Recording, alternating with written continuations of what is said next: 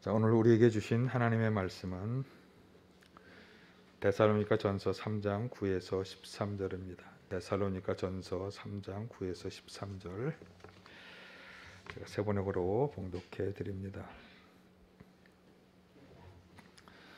우리가 우리 하나님 앞에서 여러분 때문에 누리는 모든 기쁨을 두고 여러분을 생각해서 하나님께 어떠한 감사를 드려야 하겠습니까? 우린 여러분의 얼굴을 볼 수 있기를, 또 여러분의 믿음에 부족한 것을 보충하여 줄 수 있기를 밤낮으로 간절히 빌고 있습니다. 하나님 우리 아버지와 우리 주 예수께서 우리의 길을 친히 열어주셔서 우리를 여러분에게로 가게 해 주시기를 간구합니다. 또 우리가 여러분을 사랑한 것과 같이 주님께서 여러분끼리 서로 나누는 사랑과 모든 사람에게 베푸는 여러분의 사랑을 풍성하게 하고 넘치게 해주시기를 빕니다. 그래서 주님께서 여러분의 마음을 굳세게 하셔서 우리 주 예수께서 자기의 모든 성도들과 함께 오실 때 하나님 아버지 앞에서 거룩함에 흠잡힐 때가 없게 해주시기를 빕니다. 아멘. 할렐루야. 오늘도 주님의 은혜와 평강이 함께 하시길 간절히 바랍니다. 오늘 본문의 말씀을 통해서 저도 올해가 가기 전에 우리 성도님들을 위해서 기도할 때 어떤 기도를 할까? 이 바울 사도가 데살로니가 교회에 드렸던 이 기도문, 이 내용이 마음에 와 닿으면서 마지막 때가 가까이 오는 것을 이제 바라보면서 우리가 어떠한 신앙생활을 해야 할까? 여러 가지 지금 계속해서 제가 주중에 여러 주에 걸쳐서 이제 말씀을 드리고 있습니다만, 이제 이 절기를 마무리하면서 사실 지난주로 마무리가 됐고요. 오늘부터 이제 대강절, 강림절이 시작되는데 예수님께서 다시 오시는 그때를 우리가 이제 준비하는 그런 절기죠. 어떻게 준비할 것이냐 하는 것을 오늘 데살로니가 전서를 통해서 함께 이제 나누고자 합니다. 데살로니가 교회에 대한 데살로니가 지역의 선교는 사도행전 16장 17장에 이제 나와 있습니다. 바울 사도는 성령의 강권하심을 따라서 이제 마게도니아 지역으로 전도를 가게 되었죠. 그가 원래 가고자 하는 곳으로 가지 못하도록 성령께서 막으시고 마게도니아 지역의 선교에 대한 마음을 그에게 불어넣으셨어요. 그래서 그가 먼저 간 곳이 빌립보입니다. 그러나 그곳에서 감옥에 갇히는 등의 이제 고초를 겪게 되었고, 그래서 이제 그가 마게도니아의 수도인 데살로니가로 이제 와서 복음을 전하게 된 것입니다. 상당한 성과도 있었습니다. 많은 사람들이 그의 설교와 토론의 영향을 받고 예수님을 받아들이는 일이 일어났어요. 그러나 한편 그를 시기하고 미워하는 사람들이 이제 불량배를 동원하면서까지 그를 방해했기 때문에 이제 그곳에서의 사역을 마무리하고 베레아로 떠나게 되었어요. 그러니까 원치 않게 데살로니가를 떠나게 되면서 그는 이 데살로니가 공동체에 대한 강한 애착을 느끼고 다시 그곳으로 가려고 했지만 그렇게 되지 못하였습니다. 그래서 이제 자기를 대신해서 디모데를 그곳 성도들에게 보낸 것이고, 이제 돌아온 디모데가 전해준 소식을 매우 기뻐한 거예요. 그래서 9절에 보시면 성도들을 향한 바울 사도의 기쁨과 감사의 마음이 잘 드러나고 있습니다. 그런데 이렇게 데살로니가 성도들의 소식을 듣고 기쁨도 있고 감사도 있지만, 그런데 뭔가 그들에게 부족한 것이 느껴지게 된 것이에요. 그래서 그것을 좀 보충해 주기를 바라는 마음, 오늘 본문 이제 인용하지 않습니다만 10절에 보면 그 마음이 나와 있는데, 그래서 이 기도문과 같은 권면의 말씀을 이제 보내고 있는 것입니다. 근데 저는 이 말씀을 읽으면서 앞에서도 잠깐 말씀을 드렸습니다만, 데살로니가 교회 성도들에게만 필요한 것이 아니라 오늘 우리에게 또 적용되는 아주 중요한 말씀으로 생각이 되었습니다. 왜냐하면 우리도 우리의 신앙에 여러 가지 부족한 것이 참 많이 있기 때문에, 그래서 무엇이 부족한 것인지, 무엇을 더 보충해야 할 것인지 하는 것을 이제 지금까지 한번 생각해 본 것처럼 예수님의 가까우심을 바라보는 관점에서 한번 함께 생각하려고 하는데요. 이 기도문을 보면서 먼저 생각해 보아야 할 것은 한 가지 아주 중요한 전제가 있다고 하는 사실인데, 13절을 이제 A, B, C 세 부분으로 나누어 볼 때 B 부분에 해당하는 구절은 이러합니다. 우리 주 예수께서 자기의 모든 성도들과 함께 오실 때에, 자, 이것은 예수님께서 죽음을 이기신 후에 이야기를 하는 것입니다. 죽음을 이기신 후에 예수님께서 하늘로 올라가신 그 예수님께서 다시 오실 때, 재림하실 때를 염두에 두고 있는 말씀이라고 하는 것을 우리가 기억해야 하고요. 보다 자세한 것은 4장에 이제 나오게 되는데, 4장 13, 14절이 바로 그 말씀이에요. 한번 보실까요? 형제자매 여러분, 우리는 여러분이 잠든 사람의 문제를 모르고 지내는 것을 원하지 않습니다. 여러분은 소망을 가지지 못한 사람들과 같이 슬퍼하지 않아야 할 것입니다. 우리는 예수께서 죽으셨다가 살아나는 것을 믿습니다. 이와 같이 하나님께서 예수 안에서 잠든 사람들도 예수와 함께 데리고 오실 것입니다. 이 마지막 부분, 예수 안에서 잠든 사람들을 예수와 함께 데리고 오실 것입니다. 이 말이 이제 오늘 13절 B에 나온 주 예수께서 성도들과 함께 오실 때라고 아주 축약해서 말씀하고 있는 것입니다. 이 데살로니가 4장 13절 이하에 나오는 말씀에 여기 잠든 사람들이라고 하는 건요, 죽은 사람들을 가리키는 말이에요. 잠든 사람의 문제란 죽은 사람들의 문제다라고 하는 말인데, 이걸 좀 더 해석해 보면 죽은 사람들이 어떻게 될 것이냐 하는 문제. 그냥 죽는 것으로 끝날 것이냐, 아니면 또 어떤 일이 벌어질 것이냐 하는 문제, 거기에 대해서 이제 모르기를 원하지 않는다. 이 말은 내가 알려주려고 한다. 이제 그런 말이겠죠. 그러면서 그것이 뭐냐? 예수님이 죽었던 예수님이 살아나신 것처럼 그들도 다시 살아나게 될 거다. 그래서 슬퍼하지 말아야 할 것을 말씀하면서 때가 되면 그 죽었던 예수님이 다시 오시는 그 재림의 때에 그들도 함께 오게 될 것이다. 이제 그런 말씀이에요. 그래서 우리가 이 말씀을 온전히 이해하기 위해서는 지금 이 편지를 쓰는 바울 사도나 초대교회 사도 성도들이 가지고 있었던 한 가지 중요한 생각을 우리가 공유해야 하는데, 그것이 무엇이냐 하면, 예수님은 죽으셨다가 부활하신 예수님께서는 곧 다시 오신다. 그러니까 예수님의 재림이 곧 다가올 거다라고 하는 생각을 다 공유하고 있었어요. 초대교회 예수님의 제자들과 또 바울 사도, 초대교회 성도들이 다. 그렇기 때문에 재림하시기도 전에 그럼 먼저 죽은 사람들은 어떻게 되지? 이런 생각을 하는 사람들이 있었던 거예요.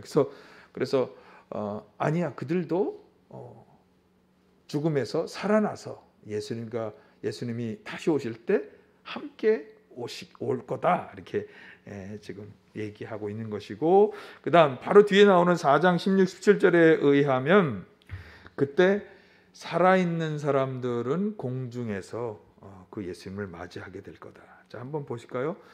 이 4장 16, 17절이 재림하시는 예수님에 대해서 가장 잘 묘사하고 있는 그런 대표적인 구절 가운데 하나입니다. 자, 우리 함께 하겠습니다. 시작.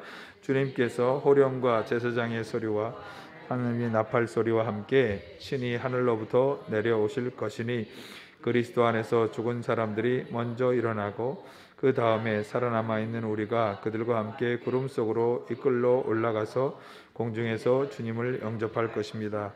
이리하여 우리가 항상 주님과 함께 있을 것입니다. 아멘.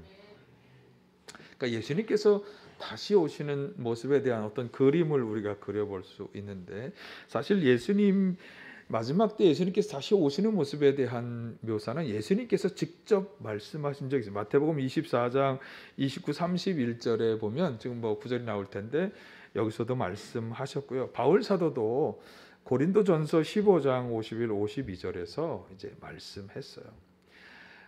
그래서 이것은 신약 성서에 나타난 예수님의 재림의 때를 묘사하는 그런 전통적인 구절들인데 어떻게 되는 것인가 하면 마지막 그때 이제 나팔 소리가 크게 울리면서 인자 되신 예수님이 어떤 우리가 알지 못한 어떤 권능과 영광에 쌓인 그런 모습으로 다시 오신다. 그때 이미 죽었던 사람들 중에 부활의 영광을 누리는 사람들이 다시 예수님과 함께 살아나게 될 것이고 또 살아있는 사람들은 이제 그대로 다 들려 올라가게 될 것이다. 뭐 이런 말씀이에요. 그러니까 바울 사도가 보기에 데살로니가 교회 성도들은 이런 것에 대한 믿음이 좀 부족한 거예요. 믿음이 부족하다? 믿음이 뭐 있거나 없거나 믿음이 약하거나 뭐 이렇게 그래서 마지막 때에 성도들이 준비해야 할 것을 제대로 하지 못하고 있다 이렇게 본 거예요. 데살로니가 성도들. 그런 점에서 우리는 어떻습니까? 우리는 마지막 때가 가까이 오고 있다. 저 늘 말씀을 드립니다. 여러분 진짜 그것이 피부로 느껴지십니까? 그것을 잘 준비하고 있다. 나는 잘 준비하며 살아가고 있다. 그렇게 자부할 수 있겠습니까? 그런 점에서 오늘 우리는 정말 예수님께서 다시 오시는 그때를 잘 준비하는 성도로서 살아가고 있느냐? 우리에게 부족한 것은 무엇이고 보충해야 할 것은 무엇이냐? 그런 말씀을 이제 오늘 데살로니가 말씀을 통해서 이제 함께 나누도록 하겠습니다. 그래서 오늘도 좀 잘 귀 기울여 들으시고 정말 마지막 그때를 우리가 어떻게 준비할 것이냐 하는 것에 대한 분명한 깨달음을 얻게 되시길 바랍니다. 바울 사도는 먼저 11절에서 아까 말씀드린 것처럼 데살로니가 교회에 가기를 원했어요. 그래서 그의 기도문도 그것으로 시작하죠. 내가 참 열어주셔서 여러분에게 가기를 간구합니다. 이제 그러나 그렇게 되지 못한 거죠. 그래서 이제 그 다음 기도에서 그들이 기억하고 염두에 두어야 할 두 가지 기도문을 이제 권면의 말씀으로 말씀하고 있어요. 자, 12절 먼저 첫 번째 함께 봅니다. 또 우리가 여러분을 사랑하는 것과 같이 주님께서 여러분끼리 서로 나누는 사랑과 모든 사람에게 베푸는 여러분의 사랑을 풍성하게 하고 넘치게 해주시기를 빕니다. 아멘. 그러니까 지금 디모데를 통해서 바울 사도에게 들려온 소식은 그들이 믿음과 사랑이 널리 이제 사람들에게 소문이 난 거예요. 그래서 참 기쁜 거죠. 바울 사도는 기쁘고 감사한 마음을 가지고 있어요. 자, 그런데 여기 이 기도문을 가만히 보면 여러분끼리 서로 나누는 사랑, 또 모든 사람에게 베푸는 여러분의 사랑, 그것이 풍성하고 넘쳐나게 되기를 기도하고 있어요. 사실 여러분끼리 나누는 사랑이라고 하는 말만 생각하면 좀 야단을 치시는 건가? 그런 말씀은 아니고요. 그 사랑을 더욱 확대해서 모든 사람에게 베풀어지는 사랑이 풍성하게 되기를 그렇게 지금 권면하고 있는 말씀임을 알 수 있습니다. 그러니까 마지막 때를 준비하는 성도들에게 있어서 가장 중요한 것은 결국 예수님이 우리에게 주신 그 계명, 가장 중요한 계명이 뭐죠? 내 이웃을 내 몸과 같이 사랑하라, 혹은 서로 사랑하라라고 하는 계명인데, 그 계명을 좀 더 많은 사람들에게 그 사랑이 나누어지는 사랑이 되게 할 것을 요청하는 거예요. 여러분, 예수님께서 마지막 때의 모습을 말씀하는 마태복음 24장에 보면 마지막 때는 사랑이 식을 것이다 라고 말씀하고 있어요. 그렇기 때문에 지금 그 마지막 때의 세상 사람들 가운데 사랑이 점점 식어지는 가운데 우리 그리스도인들에게 요청되는 건 뭐냐? 식어지는 사랑 가운데 더욱 사랑이 풍성하게 넘치게 하라. 자, 그런데 여기 너희들끼리만의 사랑이라고 하는 이 말, 사실 오늘날 한국 교회에서 많이 이제 비판도 당하고 조롱도 당하는 게 그런 점이죠. 왜 그렇게 교회 안에서 자기들끼리만의 잔치를 하느냐. 많이 들어보셨죠? 예. 그런데 사실 이게 정말 엄밀히 말해서 제대로 된 비판일까? 자, 여러분, 사랑이라고 하는 것은요, 다른 사람을 진짜 다른 사람을 제대로 사랑하려면 자기를 사랑하는 것에서 출발해야 합니다. 나를 진짜 사랑하는 사람이 다른 사람도 사랑할 수 있어요. 자기를 사랑할 줄 모르는 사람은요, 다른 사람을 사랑한다고 해봤자 다 사실은 가짜 사랑인 거예요. 이기적인 사랑이 될 수밖에 없는 거죠. 그래서 사랑은 자기를 사랑하는 것으로부터 출발하는 거예요. 이 공동체적으로도 마찬가지. 공동체 내에서 사랑이 풍성하고 그 사랑이 또 공동체 밖으로 더 사랑이 풍성하게 나누어질 수 있는 것인지, 공동체 안에 사랑이 없으면, 자기들끼리도 사랑할 줄 모르면 그렇게 할 수가 없는 거예요. 그렇기 때문에 저는 자기들끼리만 사랑하는 것도 좋은 일이다. 일단은 자기들끼리라도 사랑해야 돼. 왜냐하면 사람들이 자기들끼리도 사랑하지 못하고 분열하고 자정질환하는 일이 얼마나 많이 벌어지는데.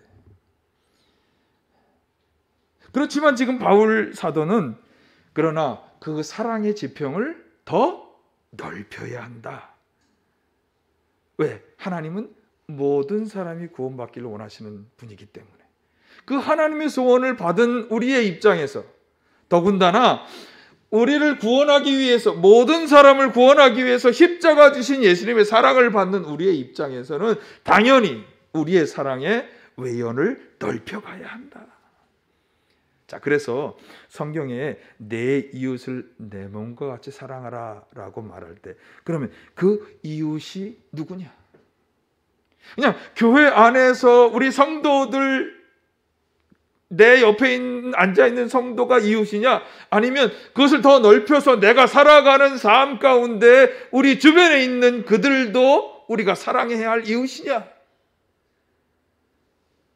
또 서로 사랑하라 라는 이 계명에서도 서로가 누구냐? 교회 안에 있는 성도들끼리 서로만을 말하는 거냐? 아니면 내가 살아가면서 만나는 사람들, 그들과 서로라고 하는 이 말을 적용해야 할 것이냐? 어떻게 해야 될 것 같습니까, 여러분? 예수님께서 이 점에 대해서 아주 분명하게 말씀하셨어요. 누가복음 10장 29절 이하에 보면 선한 사마리아 사람의 비유가 나옵니다. 거기서 예수님 뭐라고 말씀하셨는가 하면, 자기를 희생하면서 시간과 물질을 투자해서 강도 만난 사람을 불쌍히 여기고 치료하며 돌보아둔 사람처럼 행하라 그러셨어요. 여기서 우리는 우리가 사랑해야 할 이웃이 누군가 한 것을 분명히 말씀하셨다고 깨달아져요. 누가 우리의 이웃이라는 거예요? 강도 만난 사람들과 같은 사람들, 지극히 어렵고 힘든 상황 가운데 빠져있는 사람들, 그들이 바로 우리가 사랑을 베풀어야 하는 우리의 이웃이다. 그렇게 분명히 말씀하신 거예요. 또 여러분, 마태복음 25장에 보면 마지막 때의 최후의 심판의 비유가 나오는데, 거기서도 예수님 이 말씀하셨어요. 지극히 보잘것없는 사람 하나하나에게 한 것이 마지막 심판대의 잣대가 될 것을 말씀했거든요. 바로 그 지극히 보잘것없는 사람 하나하나들이 바로 우리가 사랑해야 할 우리의 이웃이다 라고 하는 것입니다. 바로 그런 분들을 이웃으로 여겨 행하는 사랑이야말로 마지막 때를 준비하는 성도들이 해야 할 사랑이라고 하는 거죠. 우리 나눔교회가 바로 이런 사랑을 해야 할 줄로 믿습니다. 제가 거듭 말씀드립니다. 바울 사도는요, 놀라운 복음 전도의 역사를 이루어서 오늘날 이 개신교회의 토대를 마련한 분이에요. 그러나 그분은 다니면서 영혼을 구원하는 일만 하지 않았어요. 그분이 행하였던 선한 일 크게 두 가지는, 첫째는 영혼 구원이고요, 두 번째는 그가 다니는 곳마다 가난하고 연약한 성도들을 돕기 위한 성금을 모금해서 전달하는 일을 열심히 했어요. 그는 구제 사역에 최선을 다했던 분이에요. 그래서 제가 사실 인용했습니다. 고린도서 16장 1, 2절, 고린도후서 9장 11, 12절에 보시면 그것을 강조하고 강권하는 그런 구절들이 나오고 있습니다. 여러분, 성도들끼리 열심히 사랑해야 할 줄로 믿습니다. 연약한 성도들을 여러분 외면하지 말고 사랑하며 돌보아 주어야 합니다. 그리고 나아가 그 사랑을 확대해서 우리 주변에 연약하고 소외된 그런 많은 사람들, 강도 만난 자와 같은 사람들, 또 지극히 보잘것없다고 여지는 사람들, 그들에게 우리의 사랑을 넓혀 가야 할 줄로 믿습니다. 이것이 마지막 때를 준비하는 성도들이 해야 하는 일입니다.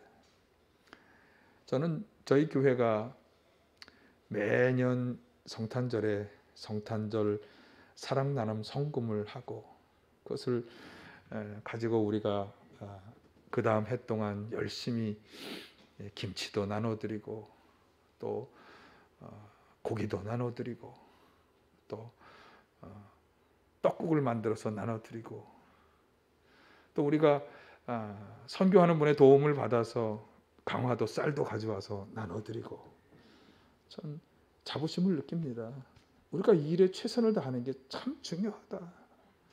또 저는 처음에 말씀드린 것처럼 우리 교회의 수입 예산의 10%를 우리가 선교비로 쓰기로 작정하고 열심히 쓰고 있잖아요. 참 감사한 일이에요. 여러분, 이 일을 우리가 잘 함으로 마지막 때 잘 준비하는 성도가 되시길 간절히 축원합니다. 두 번째로 바울 사도의 기도 두 번째는 13절을 제가 A, B, C로 나눌 수 있다는데 C 부분입니다. 13절이 여기 나와 있는데 그 중에 C 부분은 이 빨갛게 되어 있는 부분이에요. 한번 같이 보실까요? 하나님 우리 아버지 앞에서 거룩함에 흠 잡힐 때가 없게 해 주시기를 빕니다. 그러니까 바울 사도가 마지막 때를 준비하는 성도들에게 간절히 부탁하는 말씀은 뭐냐면, 하나님 앞에 거룩함에 흠 잡힐 때가 없도록 하라. 아멘.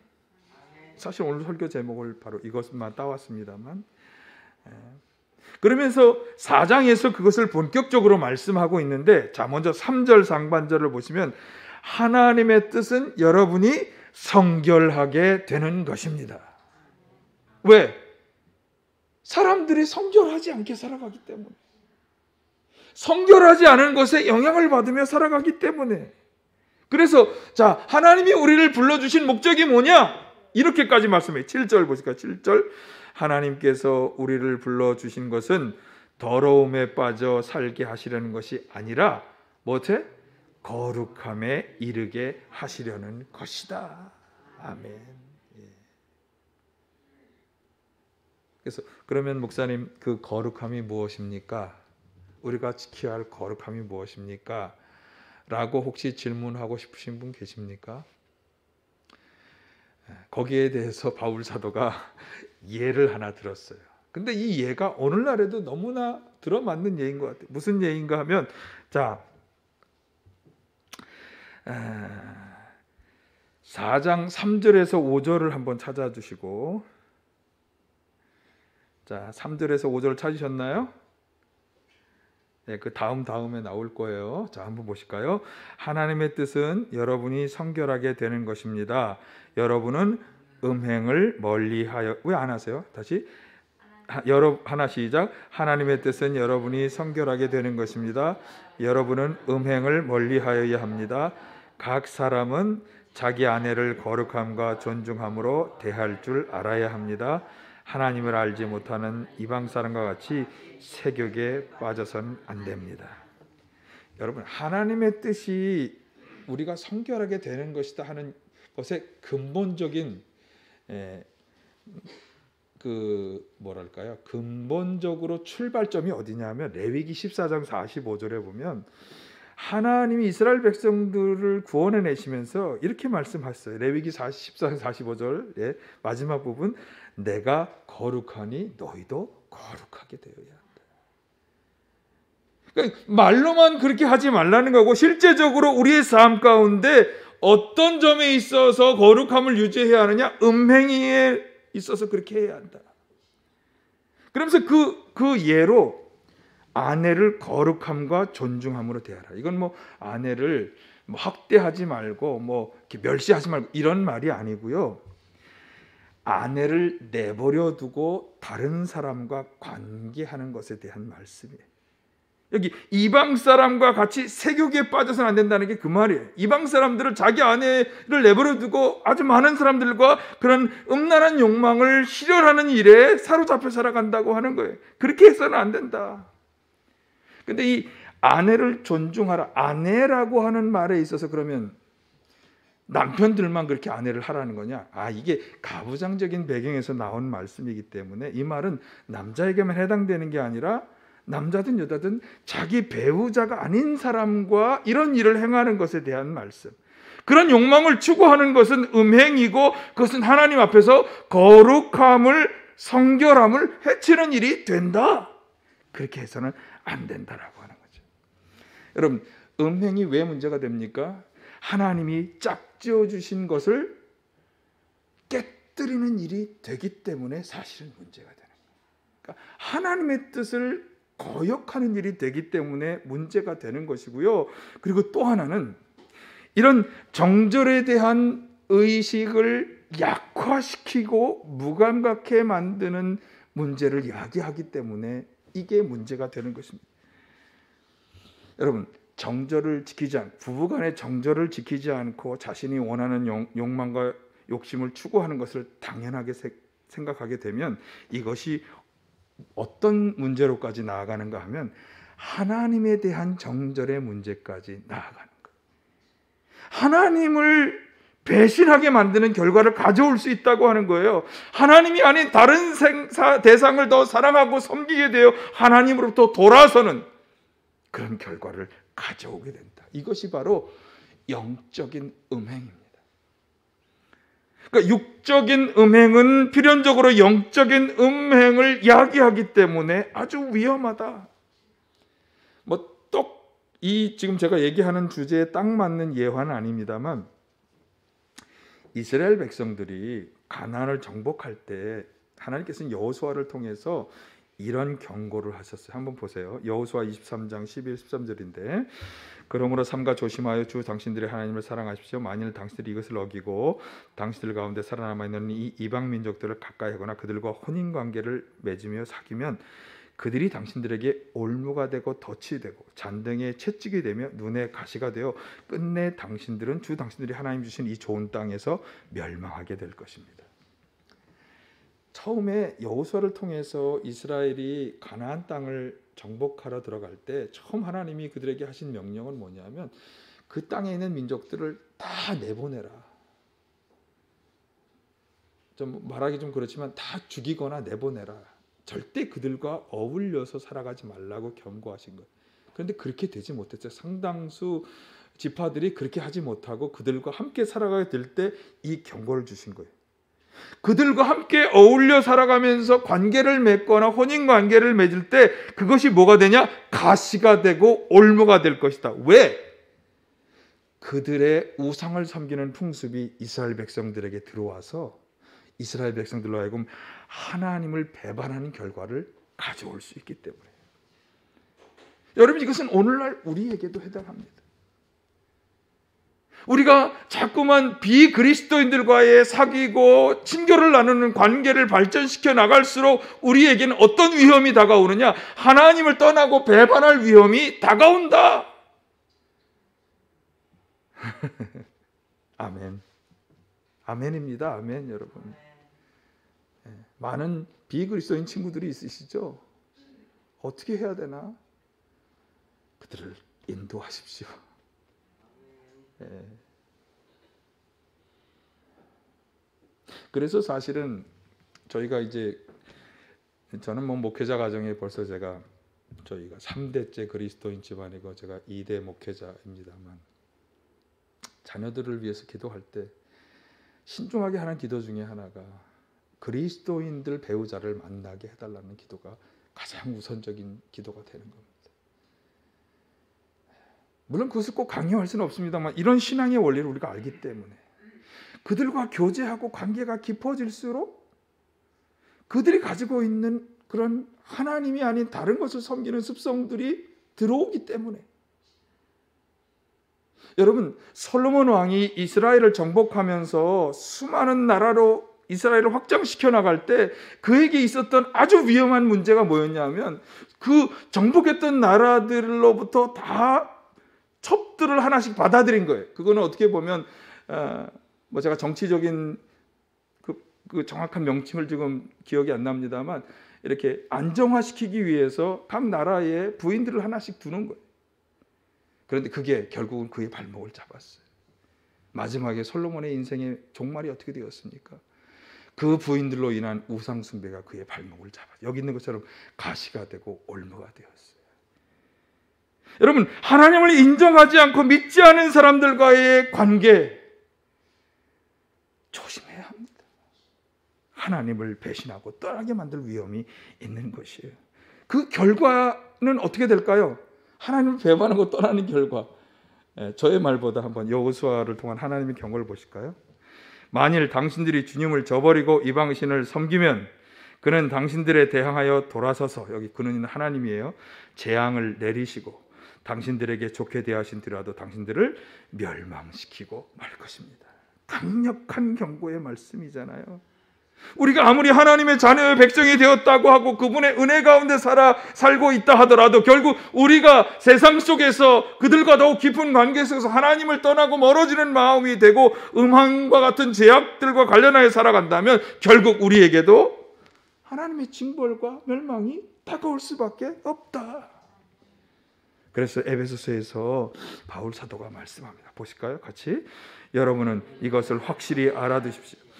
음행하는 자나 행실이 더러운 자나 탐욕을 부리는 자는 우상 숭배여서 그리스도와 하나님 나라를 상속받을 몫이 없습니다. 예. 여기 골로새서에 보면 탐욕을 부리는 것은 우상 숭배라 그랬는데 여기는 이제 음행하는 자, 행실을 더럽히는 자, 탐욕을 부리는 자를 다 우상 숭배자들과 같은 카테고리로 넣고 있어요. 여러분, 우상 숭배는 하나님이 가장 좋아하시는 거, 싫어하시는 거. 그래서 10계명의 4계명까지가 바로 거기에 관한 말씀을 하고 있잖아요. 이것을 꼭 기억하시고 어떻게 해서든지 이런 더럽힘으로부터 우리 자신을 지켜내고 거룩함에 흠없는 성도가 되시길 간절히 바랍니다.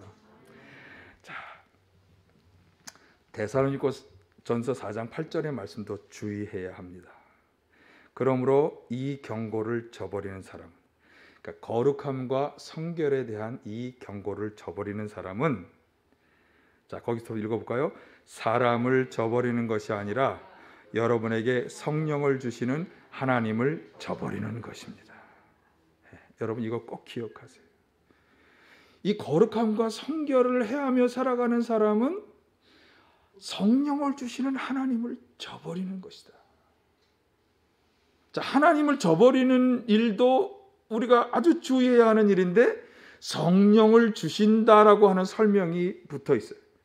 여러분, 하나님께서 우리에게 성령을 주시는 것에는 아주 중요한 의미가 있습니다.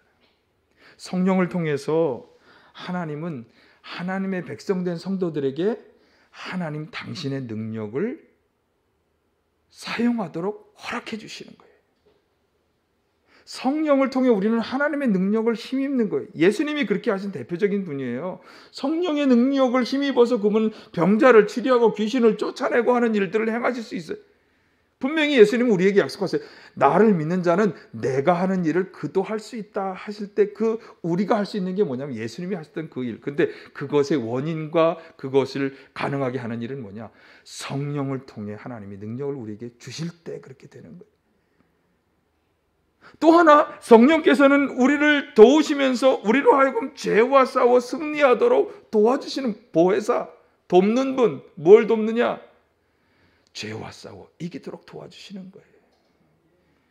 그런데 이렇게 하나님의 능력을 우리들에게 주시고 우리로 하여금 죄와 싸워 이기도록 하는 이 성령을 우리가 받아야 되는데, 그런데 성결하게 준비되지 못한 성도에게는 그 성령이 임하실 수 없다라고 하는 거예요. 당연히 하나님의 능력도 그분의 도움도 받을 수가 없는 거예요. 말씀드린 것처럼 하나님을 저버리는 일을 하는 것이기 때문에. 여러분, 그래서 바울 사도의 말씀을 기억하십시오. 갈라디아서 5장 24, 25절. 그리스도 예수께 속한 사람은 정욕과 욕망과 함께 자기 육체를 십자가에 못 박았습니다. 우리는 성령으로 삶을 얻었으니 우리는 성령이 인도해 주심을 따라 살아갑시다. 우리가 예수님께서 십자가에 달려 죽으신 것을 받아들이고 세례를 받음으로 그 십자가에 참여하잖아요. 그때 우리의 정욕과 욕망을 다 함께 십자가에 못 박았다라고 여기며 우리는 살아가는 거예요. 그렇게 되시길 간절히 축원합니다. 이미 나의 정욕과 욕망은 다 십자가의 못을 박았어라고 생각하며 살아가시길 바라요. 그런 사람들에게 성령을 통해 하나님이 삶을 주시는 거예요. 생명 있는 삶, 하나님이 주신 생명을 누리며 나누며 살아가는 삶. 그래서 그 성령의 인도만을 따라 살아가야 하는 거죠. 그것이 바로 예수님께 속한 사람들이 살아가는 일이다. 여러분, 성령의 도우심 속에 음행과 거룩함을 해치는 온갖 더러운 행위 탐욕에 결코 참여하지 않게 되시기를 간절히 축원합니다. 예수님 분명히 다시 오실 것입니다. 그날을 우리는 어떻게 준비하고 있습니까? 우리 나누게 모든 성도님들은 예수님의 본을 받아서 서로에게, 그리고 소외된 연약한 이웃들에게 풍성한 사랑을 행하시기를 간절히 축원합니다. 거룩하신 주님 앞에서 우리도 거룩함에 흠이 없도록 살아가야 하는 것이고요. 특별히 음행의 문제에 있어서 흠잡힐 데가 없는 성도가 다 되시기를 간절히 바랍니다. 바울 사도가 그렇게 지금 기도하고 있고, 저도 우리 모두를 위해서 그렇게 간절히 기도합니다. 우리 모두가 그렇게 마지막 때를 준비하며 살아가시길 간절히 축원합니다.